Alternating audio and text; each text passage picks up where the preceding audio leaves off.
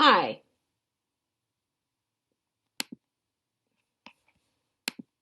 this is Professor Brodhead talking, and I'm here to talk to you about the May term trip to Ireland, which is going to be called Writing Ireland, and it also has a subtitle of An Irish Trinity, Writing Dublin, Galway, and Belfast. So I hope you'll be able to join us. This is going to be a terrific trip, and it will take place from May 10th through May 25th. It's a trip that I have done before, but the last time I did it was with students in December of 2018, and that is some of the group. They happen to be in Howth right there, and that's someplace that we will visit as well. So here is a sort of a simple map of Ireland, and we will be flying into Dublin and then taking the train up to Belfast, which is about 2 to 2.5 hours. After spending some days in Dublin and some days in Belfast, then we will head to Galway, which is on the west coast. In order to do that, we will take a train back from Belfast to Dublin and then cut over to Galway. And this also is only about 2 to 2.5 hours, so it's a fairly short trip. And toward the end, on the very last couple of days, we will make our way back from Galway to Dublin. Okay, so that's where we're going to go. On May 10th, we will be leaving from the international terminal of O'Hare Airport. We have left on Aer Lingus before. There's a good chance we'll use Aer Lingus again. That has not been determined yet. And here you'll see some of my group from 2018, and we met in the lobby several hours ahead so that we would have plenty of time to uh, check in our luggage, get boarding passes, and we had a group of 19 plus um, two people from North Central staff, myself as a faculty member, and this trip also included Deshawn, Deshawn Branch, who was our staff person, and parents and students got to kind of meet one another there. People came all kinds of ways. Some people took a cab from the campus. Some people were coming from home and their parents drove them. There are probably one or two people who took public transportation in that group. So whatever way they could get there, they did. And then we started talking about the various kinds of groups we would be in. And that's something our group will do as well. And that worked very nicely. So we'll be flying, leaving probably in late afternoon. And if we do that, we'll be flying overnight. And with the time difference, we'll be getting there early in the morning. The last time we did this, we actually got there too early in the morning to even eat breakfast. So we sort of took it easy in the lobby of the hotel. And then when breakfast was served, we had breakfast, and then I think we just rested a little bit and sort of headed out to do things in Dublin. On May 11th, on that first day, we will have enough time and enough energy to go to the EPIC Museum, which is the Emigration Museum. And that's a very interactive museum that people enjoy quite a bit. If you happen to have any Irish ancestry that you can trace back, it's also sort of a fun way to think about how your ancestors might have lived when they were in Ireland, and you'll learn about some of the reasons that they left and some of the experiences they had. They also talk about people who emigrate from Ireland to Canada or to Australia or to New Zealand, because of course the United States is not the only place that Irish immigrants went or still go. On May 12th, we'll have a kind of intense experience and visit the Kilmainham Jail Museum, and that is a very good explanation of the Easter Rising history from the late part of the 19th century and into the 20th century.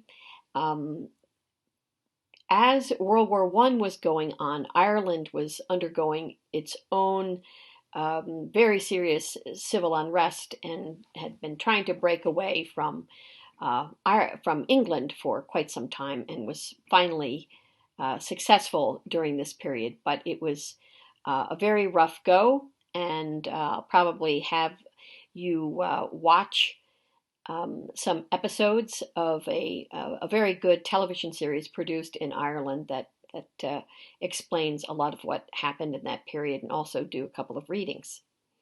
We'll be spending some time in the Temple Bar area on May 12th, which is very enjoyable.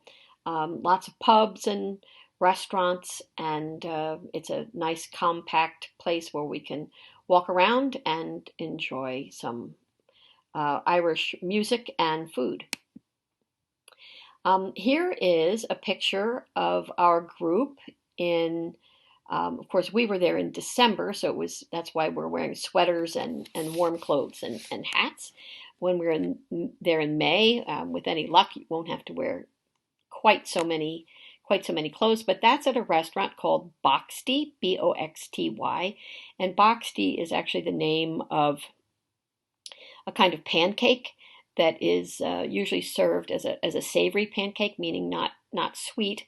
But there are lots of things to eat there, different kinds of Irish stew or salmon, some delicious desserts and soups, and we had a good time at Boxty.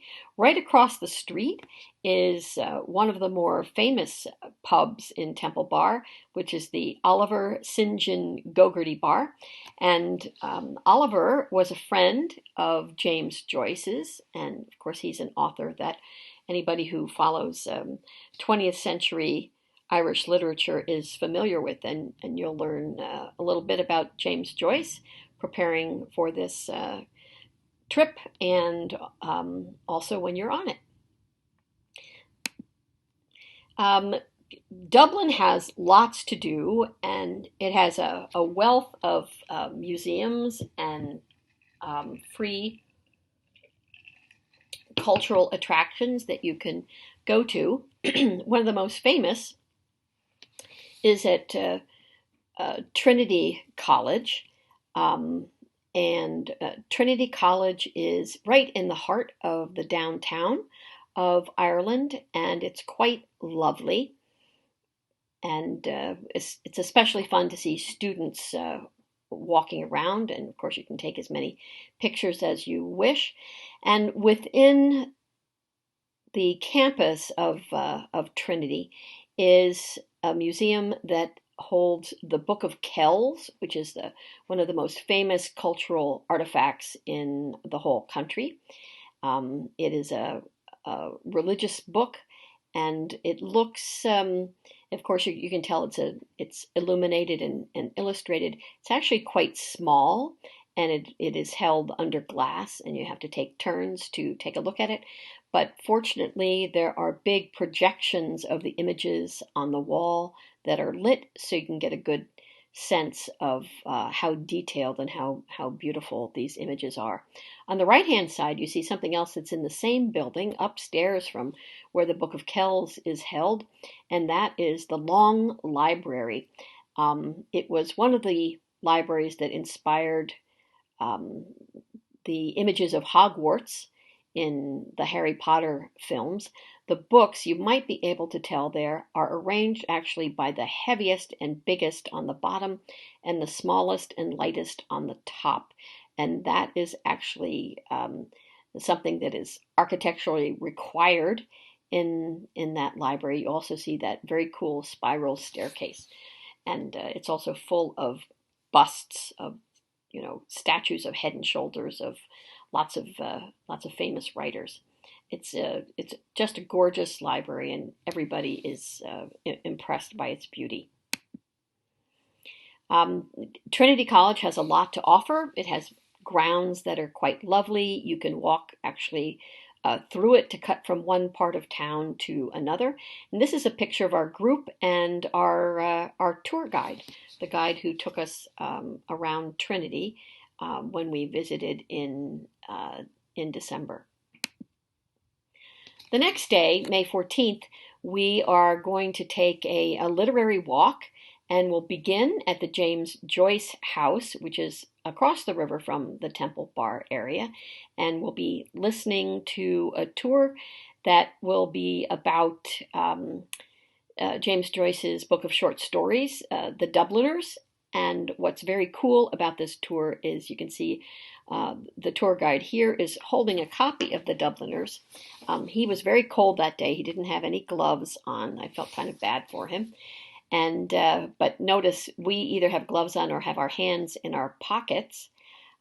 And he is reading from stories from that book, and he is walking us from location to location of the kinds of places that are mentioned in that book of short stories. And that was really a great experience because he was taking us right to places that are written about in this, in one of the most famous books of 20th century literature in English. The next day, we're going to do something a little bit different, and we'll get on the DART, which is the local train. Only takes about half an hour, and we'll get out to the seaside. And as you can tell from the map, Dublin is on the coast. Ireland is not a very big country. And of course, compared to its size, since it's an island country, it has lots of beaches and coastline, much of which is extremely scenic. And Howth is a place where you can get to fairly quickly from Dublin, so it's fun for a day trip or overnight. There are lots of great walks. There is a long strip of lovely restaurants of all kinds of price points, and you can have anything from seafood to hamburgers to pizza if you wish. And my group in December 2018 loved to walk, and they did some of the cliff walks. So they took walks that took them up along the cliffs there. And if you wish, there's a castle called Howth Castle, and you can walk up around the grounds of it. It is privately owned, so you can't go into it, but you can still walk the grounds. The next day, we will be traveling to Belfast, taking the train, take a couple of hours, and then we will be taking the hop-on, hop-off bus from our hotel to the Titanic Museum. You can see it's a very unusual design, and it is situated where the famous Belfast shipyards were. And Belfast, and of course now we're in a different country with a different currency. So in Northern Ireland, we'll be using pounds, the same, it's part of the UK, the same as you would if you were in England. And it is meant to look in a way like one of the huge ships that were created in these shipyards. And it's a terrific museum. It has several floors, and it's really quite a nice place to be able to visit. We'll spend a little bit more time in Northern Ireland, and this is not quite in Belfast, but not too far away from Belfast. We will be able to take a day tour to two things that should be a lot of fun. Giant's Causeway, that has these interesting kind of very squared off rock formations, and also to some of the Game of Thrones filming sites. And we'll have lunch in the middle of the day. That will be a bus coach tour. After that, we're going to head back to Dublin the next day, and that is so we can switch trains, and we'll go from the Connolly train station to the Houston station and take that to Galway. So there will be about about 4.5 hours of train travel that day, and we'll check into a hotel and start to enjoy Galway, which is extremely walkable, and with any luck, we'll all have dinner together. Galway is going to be quite different feeling from Dublin. Dublin, of course, is quite urban and is going to be a place where you'll take either a bus or taxis or a walk or take a light rail called the Luas, Luas, all of which are pretty easy to take and very reasonably priced. Um, and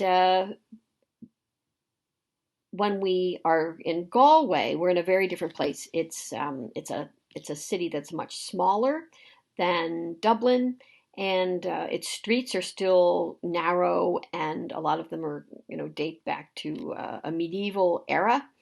And they have small streets with lots of very charming shops and restaurants. And we'll enjoy walking up and down them and also taking a couple of day trips. And one will be to the Cliffs of Moher.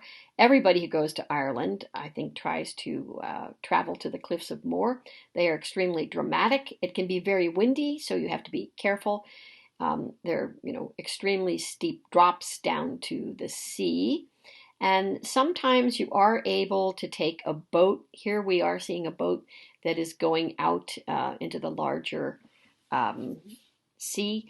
And I'm pretty sure this was taken on a different trip that I did in the summer before the December trip. I don't think you're going to see the boats going out to around the base of the Cliffs of Moher in December, but you probably will see them in May. And some people like to take those so they can look at the seabirds that are along the cliffs. When we're still in the Galway area, we'll do another day trip, and that will be on a very comfortable bus, so we don't have to worry about catching a train or doing anything complicated. It will pick us up, or we can easily walk over to the bus station Galway, which is just going to be a couple blocks away from where we are.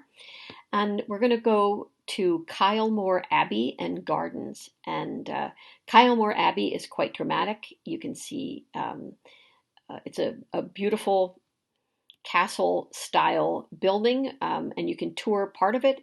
And also there is both a shuttle and ways to walk through the beautiful gardens. And there's a very nice snack bar and gift shop that you can make use of as well.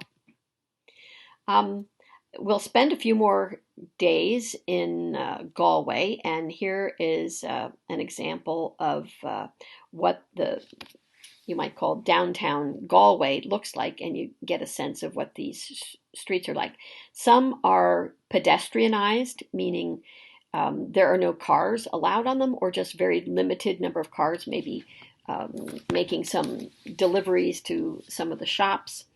And it makes it very safe and easy to walk around pretty much any time of day or night. It's lively both in the morning, where if you want to, breakfast will be at the hotel, but if you wanted to get another cup of coffee or a little snack someplace, you'll see there's even going to be McDonald's, but even more fun would be the little local bakeries and perhaps a chipper, which would be a place where you can get some fish and chips. So that's a sort of a snapshot of what our trip will be like. I hope you can join us. This is going to be a trip where you will not have to take a full course in the spring connected to it. It had been connected to a course called Travel Writing previously, but unfortunately that is not being offered this coming year, and so we have devised a